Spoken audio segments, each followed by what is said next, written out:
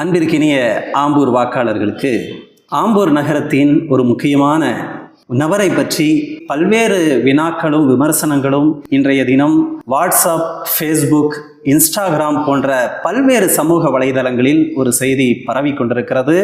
அது உண்மைதானா என்பதை அவரிடமே இன்றைக்கு கேட்டு தெரிந்து கொள்ளலாம். அஸ்ஸலாமு அலைக்கும். வலைக்கம் அஸ்ஸலாம் வரஹ்மத்துல்லாஹி வபரகாத்துஹு. நான் நேரடியாகவே பாயிண்ட்டுக்கு வரேன். சட்டமன்ற தேர்தல் மிகவும் சூடு பிடித்திருக்கிறது. இந்த நேரத்தில் நீங்கள் ஆம்பூர் சட்டமன்ற தொகுதிக்கு, அதாவது திராவிட முன்னேற்ற கழகத்தினுடைய வேட்பாளர் அறிவிக்கப்பட்டதற்கு பிறகு நீங்கள் அந்த வேட்பாளரை எதிர்ப்பதாகவும், உங்களுடைய எதிர்ப்பை மீறி திராவிட முன்னேற்ற கழகம் வில்வநாதன் அவர்களை மீண்டும் 3வது முறையாக வாய்ப்பளித்ததாகவும், எனவே உங்களுக்கு இதில் சற்றும் உடன்பாடு இல்லை என்றும் பலரும் ஒரு செய்தியை பரவலாக வாட்ஸ்அப்பில் பார்த்து குழம்பி போயிருக்கிறார்கள். உண்மையிலேயே நீங்கள் அப்படி திமுக தலைமைக்கு ஒரு ஆலோசனையை வழங்கினீர்களா, அல்லது உங்களுடைய ஆலோசனை நிராகரிக்கப்பட்டதா, உங்களுக்கு விருப்பமில்லாமல் தான் வில்வநாதன் அவர்கள் வேட்பாளராக திராவிட முன்னேற்ற கழகத்தில் மீண்டும் நிறுத்தப்பட்டிருக்கிறாரா என்பதை மக்களுக்கு தெளிவாக சொல்லுமாறு அன்போடு கேட்டுக்கொள்கிறேன்.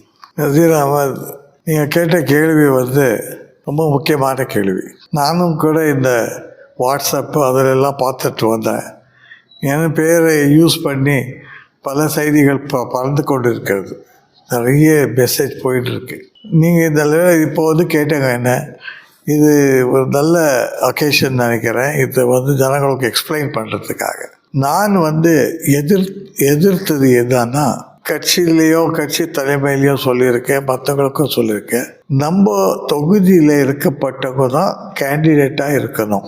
அதுதான் முக்கியம் எனக்கு. அது யாராக இருக்கிறது பற்றி இல்லை. மற்ற ஊர்லேருந்து இங்கே நிற்கக்கூடாது, அது சரியில்லை. நாளைக்கு தேவைப்பட்டால் எம்எல்ஏன்னு வரும்போது 10 நிமிஷத்தில் வரணும், அரை மணியில் வரணும், வேலைக்கு வரணும், எது வரணும், அந்த மாதிரி இருக்கணுன்றதுக்காக தான் நான் மற்றவங்க சில பேர் அப்ரோச் பண்ணாங்க. மற்ற பார்ட்டிக்காரர்களும் பெரிய பெரிய லீடருக்கும் அப்ரோச் பண்ணாங்க என்கிட்ட.